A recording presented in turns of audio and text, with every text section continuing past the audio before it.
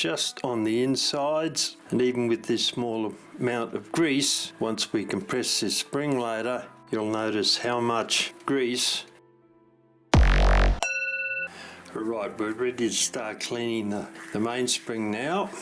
Got a piece of scourer pad here that I've got kerosene on it, and a piece of newspaper under the spring so I don't drop gunk everywhere, hopefully all over my bench. So how we do this is we take the spring in a left hand and double fold the scourer pad, and then just rub the scourer pad up and down up the full length of the spring. Once it gets up towards the top, the coils get very tight and you can't actually get into them without causing damage. So you clean it as far up as you can go, roll over again. If you're using your spring winder like I am, have it clamped down to the bench, or it's already on the floor at this stage. We're getting pretty close up there. We're not going to get very many more coils out of that. Right, whoop, hold that for a moment. Now, this isn't a piece of clean cloth, it's a piece of cloth that's ready to go out, so I'll use that. Now we just wipe down slowly the full length of the spring, letting it run between your fingers and your thumb. Come off, sliding back on again. No big deal, just let it slide round until you've gone down the full length of the spring. And you can see there's a bit of gunk there that's come off it, but that's just the first part. What we're going to do now, we're going to repeat that step using a clean piece of cloth to make sure that we've got all the kerosene and dirt off the spring. I'll actually put that up there for a moment in case the spring moves too far. It'll hold it in place. Right, once again, wrap the clean cloth around and pull the spring through it all the way up as far as you got up last time. I'll spin that handle around so that we can get it as clean as possible and dry as possible. And I think that's about the limit of it, pretty much. Yep, a little bit there, not very much, but double the cloth over again.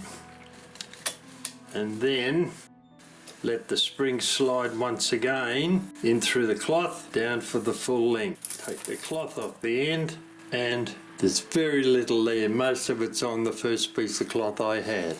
Alright, so that's now clean, and the next step is we've got to grease the spring. Just check that on the inside. No, that's okay. Alright, I'll get the grease and then we'll grease the spring. For the next step, I'll remove the spring from the spring winder. You can, in actual fact, run round. Actually, I'll do this half and half. First up, this is the grease we're using, as we always do. PTFE grease.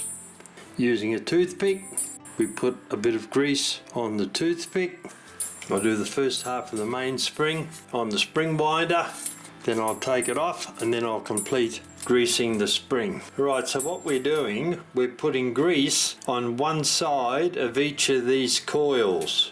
We don't do both sides because we'll be putting excess grease on, because once the spring is compressed, when it's wound up, the two sides come together and all the grease is going to squeeze out. So what we're doing is putting grease on one side alone.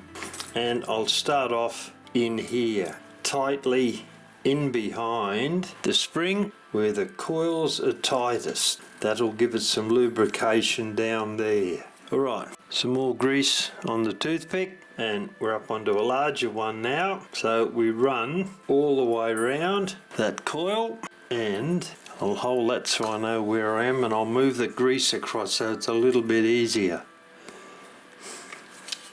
Okay, another coil, last one up here, then I'll take the spring off the winder, then we'll do the rest at a different angle in case you can't see this particularly well. Here we go. Now take the spring off, leave the winding arbor there. Now we'll turn the spring on its side and we'll run round and put some grease on it, just on the insides. And even with this small amount of grease, once we compress this spring later, you'll notice how much grease has been pushed out between the coils. Getting there. slow job, it can't be rushed, it's got to be done properly. Just checking that all the way around. We've got the large one to do now, and then we'll be finished. Just keep putting grease on, spreading it out. We don't want big chunks anywhere, though we may well get some, but we don't want any. And we'll let that move all the way down, right down to the end there. Alright, turn it over, check it on the other side, make sure it's relatively even, the spread of the grease. Yeah, that doesn't look too bad. Alright, put the grease away, and I'll put the mainspring back onto the winding arbor. Reverse the flow of the spring winder, get that clamp we had before, that drops into the bottom of the spring. I'll put that safety on for the moment, and that's got that. Right, last part of the operation. Got a plastic bag here, standard plastic bag.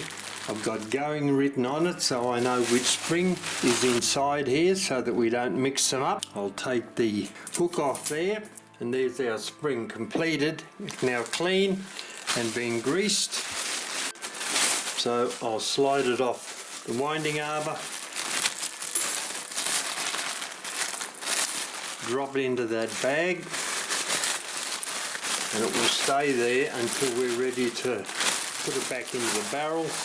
Once the barrel has come back from the ultrasonic cleaner. There it is. Alright, now interestingly enough, we've solved that problem I was looking at before, and I couldn't see. I'll just take the winding arbor out. Remember when I was talking about the slots in here, and I couldn't figure out how that was going to get out because it just sat in there and the round section was too wide to come out through that slot there. Once I'd taken the barrel off, I noticed two small cutouts there. I'll move that. See the cutout there? One on that side and one on that side.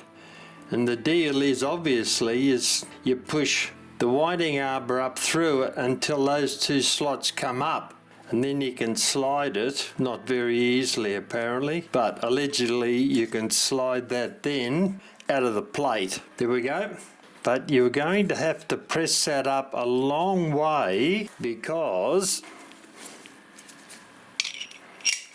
that's the barrel with the winding arbor. It then sits on there like so. So what you're going to have to do is push the winding arbor right down to the bottom of the barrel. Once that happens, then those two slots on the winding arbor become visible, and I couldn't see them before. And that is how that slides out. But there's still a complication there in relation to that end of the winding arbor behind the back plate having a circlip on it. It was hard enough to get the circlip off, but I'll check once I put it all back together again whether that can be pushed sufficiently far in for those two slots to come into play. Alright, well, we've solved that mystery, or alleged mystery. Now, I'll do the other spring offline, and all the parts are now ready to go into the ultrasonic cleaner. Alright, I've got the brass parts ready to go into the ultrasonic cleaner now. As usual, we'll put the plates in first, the front plate and the back plate. Lie them down, making sure that they're below the level of the ultrasonic cleaner fluid so we don't get a line on it that hasn't been cleaned. Now the rest of the parts can go in. They've been wired up, as you can see. Going side train parts there.